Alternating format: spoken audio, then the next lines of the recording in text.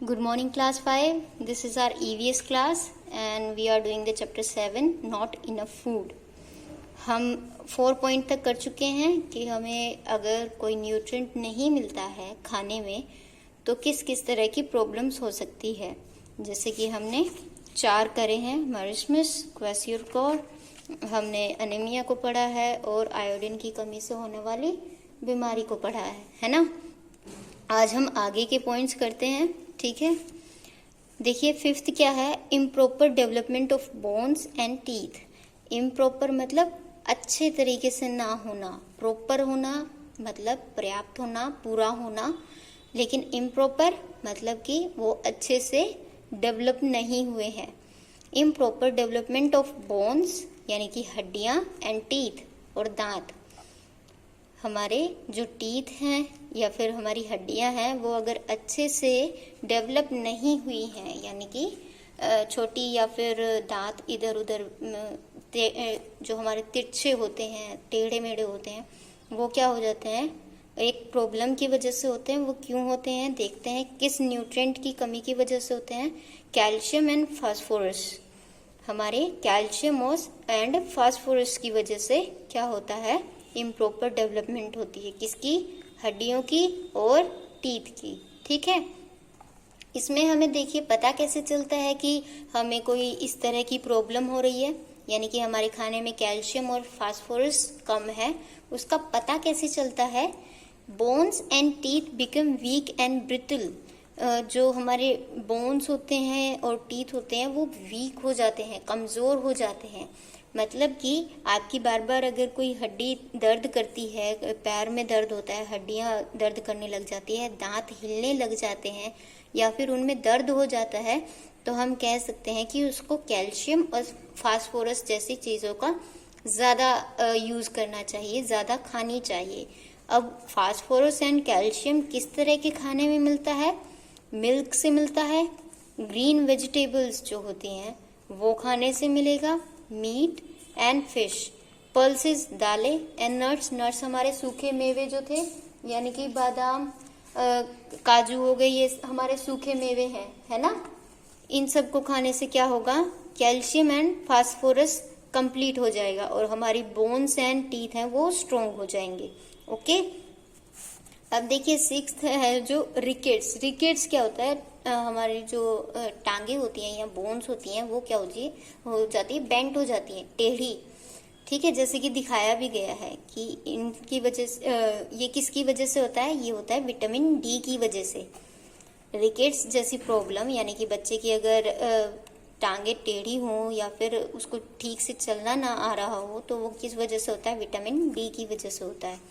इसका हमें पता कैसे चलता है, हमें पता चलता है इसके बोर्ड लेग, बोर्ड मतलब तिरछे यानी कि थोड़े से बेंट हुए हुए, है ना, ये बोर्ड है, ठीक है, बोर्ड शेप। बोर्ड लेग यानी कि bent legs and deformed bones. Deformed मतलब एक तो होता है अच्छे से फॉर्मेशन होना, आपकी स्ट्रेट आती हैं, स्ट्रेट अगर कोई चीज़ है ये अच्छे बोन्स के रिगार्डिंग ये अच्छे से फॉर्म्ड है, मतलब कि अच्छे से बनी हुई है। लेकिन अगर यही चीज़ टेढ़ी हो जाए, हड्डियां हमारी टेढ़ी हो जाए, तो वो डिफॉर्म्ड बोन्स है, मतलब कि अच्छे से उनका प्रॉपर जो है डेवलपमेंट नहीं हुआ, प्रॉपर वो फॉर्मेशन नहीं हुआ। एंड स्टंट ग्रोथ, स्टंट मतलब ग्रोथ रुक जाती है। तो इसका हमें पता कैसे चलेगा, बोर्ड लेग यानी कि तिरछी या फिर टेढ़ी हुई टांगे, डिफॉर्म्ड बोन्स और हड्डियां थोड़ी अच्छे से डेवलप ना हो, स्ट्रेट ना हो, या फिर स्टंट ग्रोथ मतलब कि रुकी हुई ग्रोथ, ठीक है। इसका हमें पता इन सब चीज़ों से लग सकता है। रिकेट्स ये किसकी वजह से होता है, विटामिन डी की कमी की वजह से। विटामिन डी हम कैसे पूरा कर सकते हैं, अगर हम खाने में मिल्क, फिश एंड एग्स इनका ज़्यादा से ज़्यादा यूज़ करें, ज़्यादा से ज़्यादा इनको खाया जाए तो विटामिन डी की कमी पूरी हो सकती है और बच्चे को ऐसी कोई प्रॉब्लम नहीं होगी, ठीक है। 7th देखिए, नाइट ब्लाइंडनेस। नाइट ब्लाइंडनेस मतलब धुंधला दिखाई देना या फिर कम दिखाई देना, नाइट ब्लाइंडनेस, ठीक है। ये किसकी वजह से होता है, विटामिन ए की वजह से। यानी कि विटामिन ए अगर आपके खाने में प्रॉपर नहीं है तो आपको नाइट ब्लाइंडनेस जैसी प्रॉब्लम हो सकती है। इसमें क्या होता है, पर्सन को ना डिम लाइट में या फिर अंधेरे में दिखाई नहीं देता, हमें कुछ हद तक फिर भी दिखाई देता है। अगर किसी की अच्छी आंख है यानी कि हेल्दी आईज हैं तो उनको डिम लाइट में या अंधेरे में भी कुछ हद तक दिखाई देता है ना। आप लोग भी ट्राई कर सकते हो, किसी अंधेरे कमरे में बैठकर आप देख सकते हो चीजें कहाँ रखी हैं और उनको पहचान भी सकते हो। लेकिन अगर किसी बच्चे को या फिर किसी इंसान को विटामिन ए की कमी है तो उसको डिम लाइट में या अंधेरे में बिल्कुल भी नहीं दिखाई देता। The person can not see in the dim light. Dim light यानी कि मध्यम जो लाइट होती है, बिल्कुल हल्की सी लाइट, उसमें पर्सन देख नहीं पाता। ये किसकी वजह से होता है, विटामिन ए की कमी की वजह से। अब अगर विटामिन ए की कमी पूरी करनी है तो हमें क्या खाना चाहिए, carrot, mango, papaya, butter, milk, fish and green vegetables. हमें खाने में इन सारी चीजों को खाना चाहिए ताकि विटामिन ए हमें मिल सके, क्योंकि विटामिन ए इनमें सबसे ज्यादा होता है। ओके, 8th पॉइंट देखिए, बेरी बेरी। आप याद भी कर सकते हो, बेरी बेरी विटामिन बी की वजह से क्या होता है, बेरी बेरी विटामिन बी की कमी की वजह से बेरी बेरी रोग होता है या डिजीज होती है। ठीक है, अब ये विटामिन बेरी बेरी जो डिजीज है इसको पहचान कैसे सकते हो, इसको पहचान सकते हो, स्किन जो है, किसी को अगर बेरी बेरी प्रॉब्लम यानी कि बेरी बेरी डिजीज हो गई है तो उसकी स्किन बहुत ड्राई हो जाती है, बिल्कुल सूखी हो जाती है, पपड़ियां निकलने लग जाती हैं स्किन से। ठीक है, एंड स्कैली, जो उसकी स्किन है वो ड्राई हो जाती है, रूखी सूखी हो जाती है। ओके, एक्सट्रीम वीकनेस, और बच्चा जो है वो बहुत ही वीक हो जाता है, उसमें बिल्कुल भी ताकत नहीं रहती है।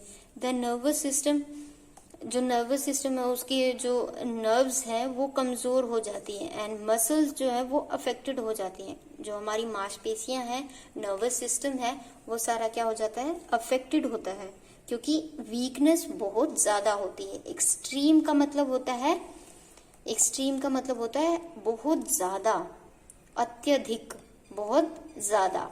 ठीक है, तो बेरी बेरी में क्या होता है, स्किन बहुत ड्राई हो जाती है, रूखी सूखी हो जाती है, साथ ही साथ बहुत ज्यादा कमजोरी आ जाती है, जिसकी वजह से क्या होता है, नर्वस सिस्टम एंड मसल्स वो क्या करती हैं, अच्छे से काम नहीं कर पाती हैं।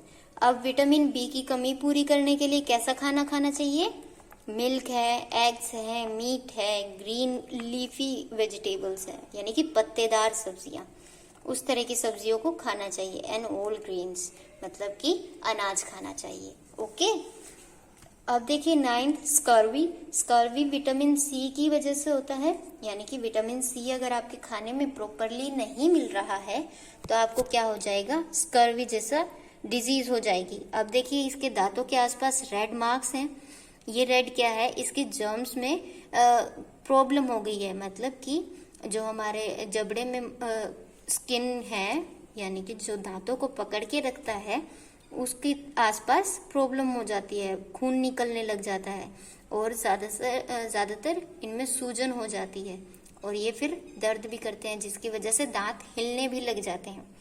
ओके, ये किसकी वजह से होता है, विटामिन सी की कमी की वजह से। अब देखिए पहचानेंगे कैसे किसी को स्कर्वी जैसी प्रॉब्लम हो गई है, वो पहचानेंगे swelling and bleeding of germs. जो हमारे मसूड़े हैं वो स्वेल हो जाते हैं, मतलब सूज जाते हैं, सूजन आ जाती है उनमें, और ब्लीडिंग स्टार्ट हो जाती है, खून निकलना स्टार्ट हो जाता है। ठीक है, जैसे इन्होंने दिखा भी रखा है ना।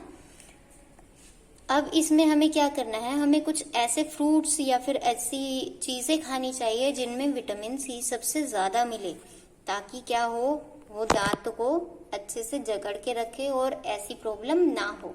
तो इसके लिए हमें ना, जैसे लेमन हो गया, ऑरेंज हो गया, आंवला हो गया, इनमें विटामिन सी बहुत ज्यादा होता है। एंड टमाटोज ऑल्सो, जो टमाटर होते हैं उनमें भी विटामिन सी बहुत होता है। इसीलिए हमें इस तरह के फ्रूट्स एंड वेजिटेबल्स खानी चाहिए जिनसे हमें क्या मिलता है, विटामिन सी मिलता है। ठीक है, ये आज आपने 5 तरह की प्रॉब्लम्स को डिस्कस किया। अब आपसे मैं 2 क्वेश्चन और करवा लेती हूँ, मल्टीपल चॉइस क्वेश्चन। हमें बताना है कि कौन सा आंसर करेक्ट है।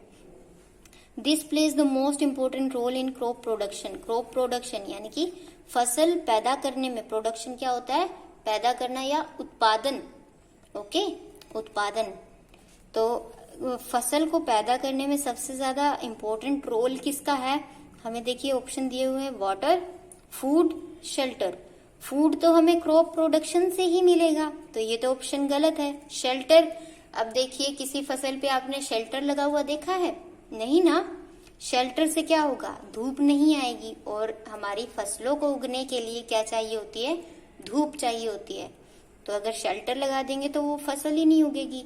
तो इनमें दो ऑप्शन गलत हो गए, फूड गलत हो गया, शेल्टर गलत हो गया, remaining water. Yes, we need water for crop production, तो हमारा ऑप्शन क्या होगा, वाटर।